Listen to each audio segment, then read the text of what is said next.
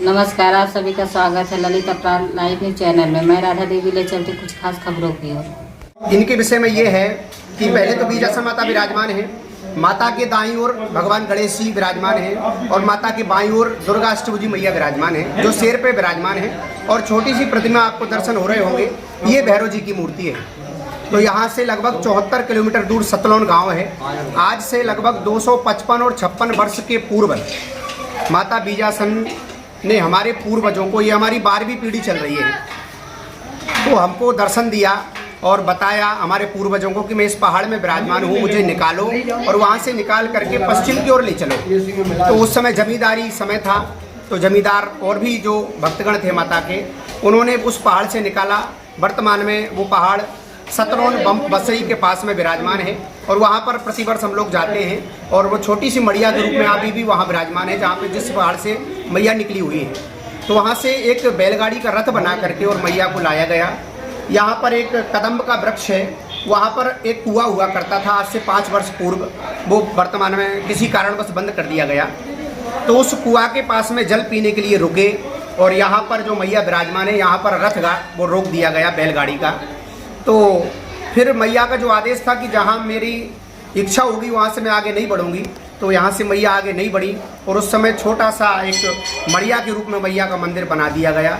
तो धीरे धीरे भक्तों के द्वारा जीर्णोद्धार इसका किया गया और आज वर्तमान की स्थिति जो आपको दिख रहा है वैभव और मैया का जो भव्य दरबार, ये सब मैया की कृपा से है। तो मैया आँखों के लिए जानी जाती हैं। प्रायः मध्य प्रदेश जिला अशोकनगर के ग्राम कदवाया माँ बीजासन प्रांगण में चल रही 7 दिनों से श्रीमद् भागवत कथा ज्ञान यज्ञ में जो सभी देवी देवताओं के वर्णन किया गया, प्रथम दिन से अंतिम 7वें दिन तक आज श्रीमद् भगवान कथा यज्ञ में पुनर्तः आहुतियों के साथ साथ कथा का विसर्जन किया गया और साथ ही में महाप्रसाद भंडारे का आयोजन किया गया है, जिसमें धर्म लाभ उठाने के लिए मध्य प्रदेश से लेकर के उत्तर प्रदेश के अलावा दूर दराजों से धर्म प्रेमी बंधुओं का तांता लगा रहा और सभी भक्तगणों ने भाग लिया और कथा का रमण किया। एवं 7वें दिन भंडारे में भी सभी भक्तगणों ने भोजन महाप्रसादी महापूर्ण हुए और साथ ही कई भक्तगणों के द्वारा गुरु दीक्षा ली गई और आज से वह सभी भक्तगणों का एक नया जन्म हुआ है और ईश्वर की तरफ चलने के लिए नन्हे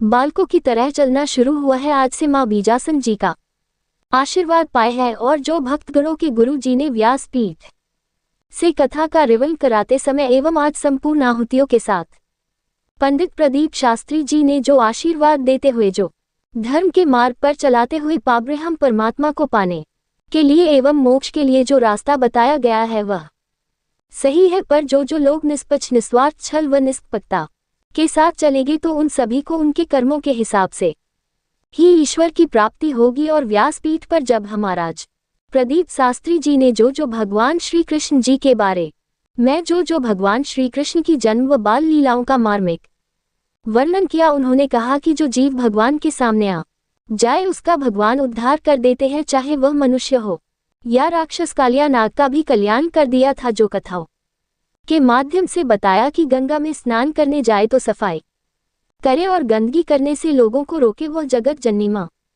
है। और जो ग्वालों और गोपियों ने कई वर्षों तक तप किया था, तब भगवान ने उनके बीच अवतार लेकर उनको आनंद प्रदान किया था। जो जब ईश्वर पाब्रह्म परमात्मा का ध्यान किया भक्ति की, वह कभी भी निष्फल नहीं गई। ईश्वर भगवान विष्णु कृष्ण कहे, चाहे राम कहे या शंकर भगवान कहे या शिव कहे, सब एक ही है। हर इंसान को हर समय उठते बैठते सोते समय भर हमेशा नामों में से ध्यान जपते रहना चाहिए और साथ में अपने काम भी करते रहना चाहिए। यही राम नाम साथ जाएगा और कुछ भी साथ नहीं जाने वाला है, नहीं धन दौलत और नहीं कोई भी नाते रिश्तों में से कोई भी नहीं जाने वाला है। सिर्फ और सिर्फ भक्ति ही साथ जाएगी। कब मौत का बुलावा आ जाएगा ये किसी को भी पता नहीं है, पर जो देखो वह कई वर्षों के लिए धन दौलत को बटोरने में लगा रहता है, कई तरह से ठगी बेईमानी लूट घसीट करके एवं स्वयं के सगे परिवार के लोगों के साथ भी वह आपस में नहीं चूकते हैं, पर वह सभी तरह से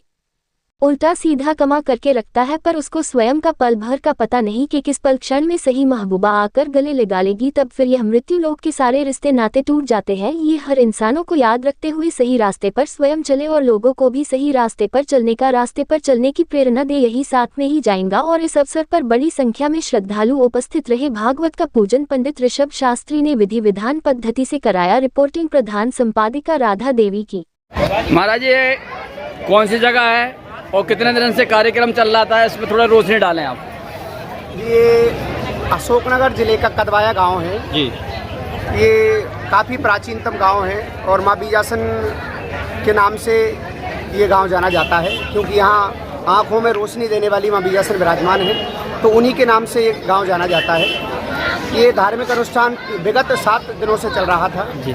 ये श्रीमद् भागवत महापुराण का वाचन यहाँ 7 दिनों से निरंतर रूप से अमृतमय गंगा बह रही थी, और आज इस अनुष्ठान की पूर्णाहुति एवं भंडारा है, और इसमें दूर दूर से श्रद्धालु आए हुए हैं। जन कल्याण के लिए ये भागवत का कार्यक्रम रखा गया था। ये कौन सी जगह है, कौन सी जगह रखा गया कार्यक्रम? ये माता मंदिर बीजासन माता मंदिर प्रांगण में ये रखा गया है, और माता की विशेष कृपा यजमान जी पर हुई। उन्होंने अपनी कामना को लेकर के ये कार्यक्रम बोल रखा था, और जब कामना पूर्ण हुई तो उसी के कामना की पूर्णाहुति के लिए और कामना की पूर्ण होने पर उन्होंने भागवत का कार्यक्रम रखा। साथ में बहुत विशाल भंडारा जो देखा जा रहा है, भंडारे का भी कार्यक्रम रखा गया है। आप अपना शुभ नाम बताएं महाराज। मेरा नाम प्रदीप शास्त्री है जी। व्यास बिटिया हटा बिटिया हटा।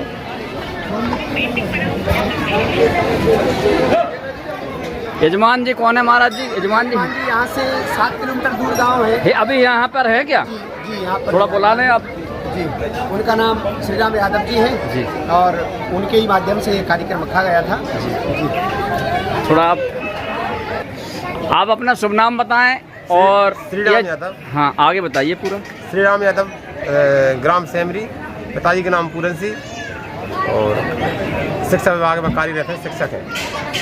आपने जो हमारे महाराज जी पीछे बैठे व्यास पीठ पे, महाराज जी ने बताया कि आपने कार्यक्रम कराया है, किस उद्देश्य से कराया जी, क्यों कराया? महाराज जी ने मतलब कुछ बोला था क्या, और किसी ने बोला था? माँ भगवती की प्रेरणा से हुआ है। क्या हुआ? अचानक ही मैंने ऐसी प्रेरणा हुई कि अपने कार्यक्रम करने की मन में उत्सुकता हुई, लगन सी लगी, तो अपन ने कार्यक्रम करवा दिया। कितने दिन से कार्यक्रम चल रहा था? ये 7 दिन का कार्यक्रम था। हाँ। और